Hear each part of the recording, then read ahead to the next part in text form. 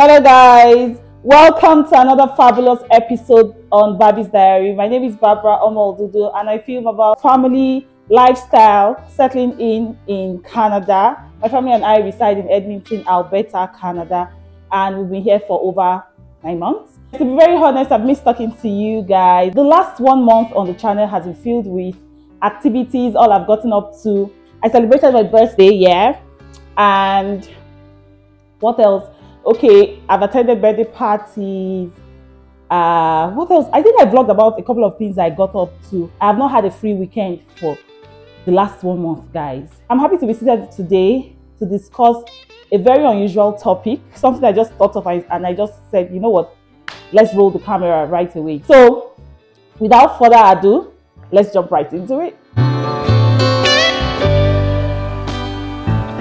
Guys, welcome back. So we have a new background, right?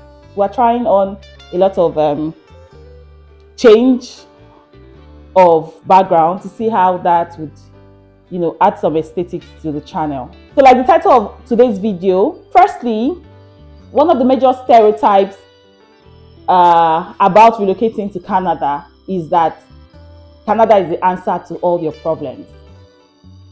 So a lot of people come from their home country thinking that, oh, once I come to Canada, I am sorted for life. No, I will no longer go through stress.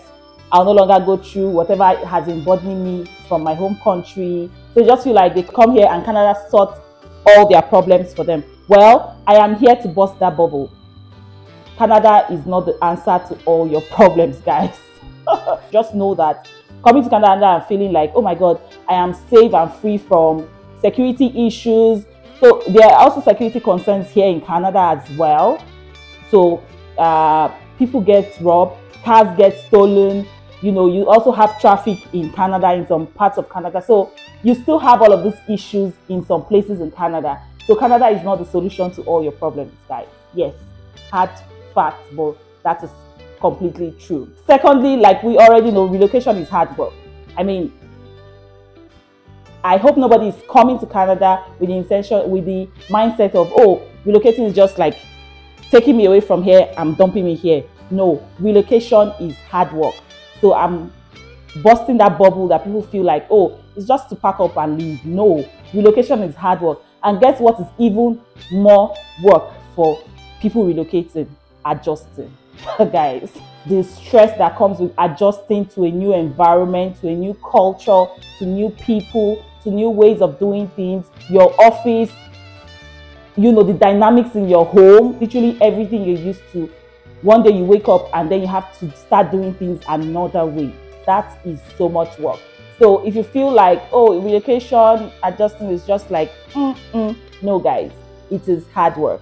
And I just had to bust that bubble, okay? Now, the third thing I would state that is a stereotype people have is that, winter is not that bad. Guys, winter is bad. Winter is bad. And I say this because, I mean, I have experienced winter once and I do not miss it. For instance, we always hear about winter, and when my husband and I will discuss it, he'll say things like, it cannot be that bad. Like, it cannot be that bad, guys. When he experienced winter in Canada, I cannot forget one day he came back from work. He almost ate me raw. Am I the one that said snow should fall? Am I the one that brought down snow? Like, I could not laugh because I had to empathize with him. But the moment he left where I was, I laughed. I said, for this one I used to do, you know, winter cannot be that bad. Guys, winter is bad. Minus 35 degrees that feel like minus 45. You know, you get into your negative double digits and it's crazy. Like, winter is just whatever you feel winter is. If you're coming into Canada and you feel like, and you have, you know, in your head that, oh, winter is like this, prepare your mind for times 10 of it. I'm not exaggerating, guys. Prepare your mind for it's so brutal. Like, why is anything that way? I don't know, but winter is crazy. You can never get so prepared for what winter is or would do to you, right? So get a car as quickly as possible. Okay, so another thing for me, another stereotype, you know, that people coming from other countries have is that when they come to Canada, they would make so many friends from different countries. So of course, you know that Canada is multi-diverse. Is that what they call it? Canada is multicultural, and so you expect that you make Indian friends, Jamaican friends, friends from Korea. What other countries do we have here? You know, from different places, Canadians, like the natives, all of that. But that is not always the case. This is because your first community would be your home country community.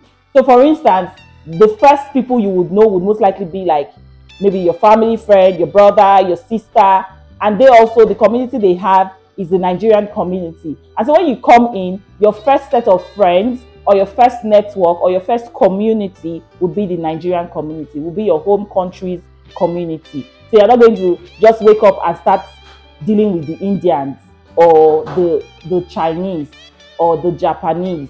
You will along the line get one or two friends, you know, that are not your, you know, from your home country. But initially, your first set of friends would be your home country guys. It's even worse for people that worked from home like myself. So I worked from home for the first 6 months plus. And within that period, I was not seeing anybody. I was just relating with these guys from different ethnicities only online. And so we did not have a real bond. We're just acquaintances, we're just colleagues, right? The real people I was dealing with that I was seeing every day were black people. And so along the line, because now I work from the office, I am now making more friends from different ethnicities, natives of Canada, people from other countries as well. And, you know, we're now beginning to relate, you know, on another level, right? But your first community would be your home country group, basically. That is unlike what some of us had in mind. I just thought, you know, you come here, everybody you'll be seeing would be your you know, a native or a white, and then before you know it, you have 20 friends that are white. Guys, that is not the case. That is not the case. Another stereotype that a lot of people have is that you do not need Canadian experience to get a job in Canada. Yes, don't come for me, but the truth is you do not need Canadian experience to get a job in Canada. You can get jobs, maybe minimum wage job, maybe fairly above minimum wage jobs without Canadian experience. So what they just need is, you know, your minimum university degree or whatever, you know, the least educational qualification they need would be maybe what is equivalent to your secondary school education or your university education. Some don't even need your postgraduate education. With that, you can get a base level job, like a minimum wage job, and you'll be fine. But if you're someone who is a dreamer, who wants to achieve much, if you know you want to be able to pay your bills and be comfortable, then of course you now have to start looking for bigger paying or better paying jobs, which might now require you to have Canadian experience. I don't know if that makes sense. So truthfully, you might not, or you do not require Canadian experience to get a base level job. Some of these jobs, you literally have to take out all of your many degrees or your many qualifications and just give them what they want, just so that you fit in. Enough said on that. Tied really closely to that as well is the fact that your expenses in Canada is a lot. So I know, you know, we always hear that rent is paid monthly, this is paid monthly, and people say expenses is a lot, they tax them a lot, blah blah blah, and we just feel like, oh, perhaps they're just talking. Guys, it is not just mere words. It's actually real that expenses they're never ending. It just keeps coming.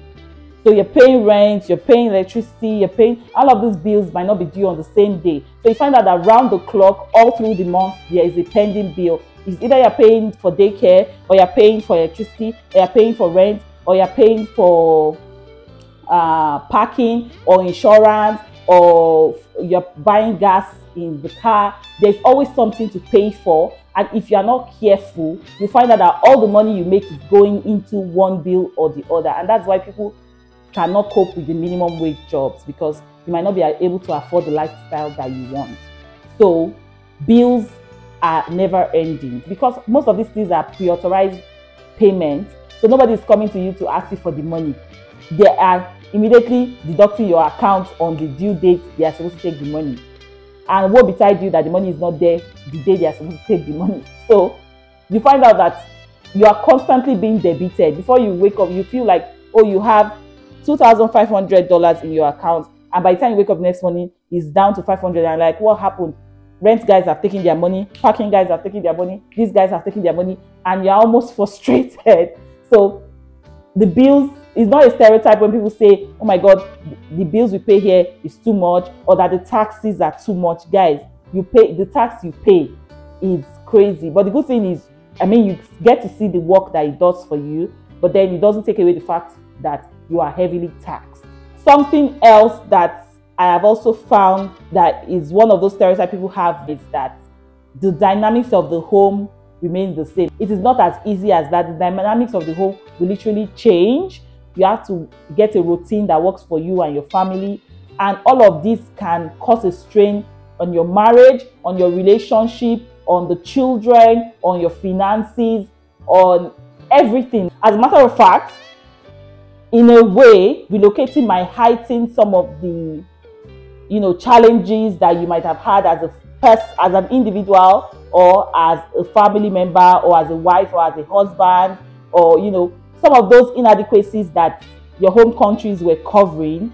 Coming to Canada might actually open up or expose you and your family and your friends to those inadequacies that perhaps we did not know existed, or perhaps we underplayed or undermined when we were in our home country.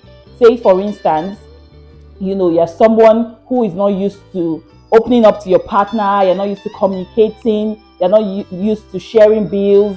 One person just sorts out everything.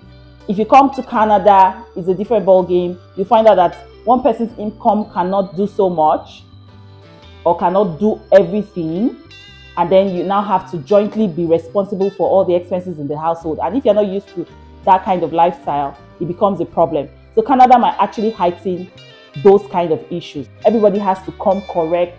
Everybody has to contribute, no matter how small, to the upkeep of the house, to the runnings in the house, to even the decisions that will be made. Everybody has to have an input. The community or the society is formed in such a way that you literally need your circle, you need your people. If not, you will lose balance. You will lose balance. Before you know it, everything has crumbled, and you're like, okay, how did we get here? This is not to put fear in anybody's mind, but it means that everybody has to come prepared. You literally have to have your head on your shoulder. If not, the likelihood or the tendency for things to crumble is really high. And yeah, you just find out that the center cannot hold it again and things are falling apart. That's not my prayer for anybody. So guys, come prepared mentally, physically, financially, spiritually. Come prepared, okay? It is not a light work, and that still ties to the fact that relocation is hard work. Relocation is hard work. Adjusting is even more work for everybody, both on the parents, both on the children. It's a lot of work, and yeah, it's doable. I mean, people have been here for 30 years, 10 years, 20 years. You can do it, okay? Another thing will be that people feel like coming to Canada, you can get rich quickly. So it's I've come to Canada, tomorrow I'll become a multi-billionaire. Guys, it's not that easy. Canada is not wired that way. You can have all you need in excess, but you cannot be overly rich. You cannot have 20 cars. Like, if you are one of the get rich quickly kind of people, if you have the get rich quickly syndrome, then Canada might not be for you. Like, you'll be heavily taxed. Your taxes will be used to take care of those that do not have as much as you do. And yeah, so it's just having that balance. You are able to pay your bills as well as you're able to live a decent life. There's that balance, and if that is what you want, then this is the place for you. Okay, I did this video just impromptu, not really like something, but it just occurred to me that let me just try and let me try to demystify some of the stereotypes that we come to Canada with. I, for one, I'm guilty of coming to Canada with some of these stereotypes, but I found out that that is not the case. It is not as ABC as we thought it was. It doesn't mean that it's not good. It just means that it has its own challenges as well. It is not, like my husband was always saying, this place is not paradise. They still have racism in some places. So you still have all of those kind of biases that you have to deal with as well. So come with an open mind and be ready to adjust accordingly and make a living from what you have. It's a beautiful place.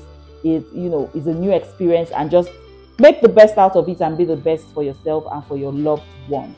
Okay, thank you so much for watching this video. I really wanted to make it short and quick as possible. I hope that you've taken a point or two out of all I have said. If you have more things to, if there are some areas I did not touch on, please let me know in the comment section. I'll be there waiting to answer and waiting to hear your views as well. I'm having there's a video coming up with a fellow YouTuber. I am so happy about that, and I hope you stick around to watch that video as well. Exciting times on the channel, a lot of more videos. I'm going to get my husband to, he can hear me, so I'm saying this online, or I'm saying this live. I'm going to try to get my husband to discuss some of the topics we've had pending. He's had a really, really busy couple of months, so I believe he is able to squeeze us in somehow, maybe 2 or 3 videos. So guys, yeah, help me to beg him in the comment section. Thank you so much for watching. Please do well to subscribe, like, share, and let's continue the conversation in the comment section. You have to support me by liking, subscribing, and sharing this video with your friends and family. Okay, thank you so much for watching, and I'll see you in the next one, guys. Bye.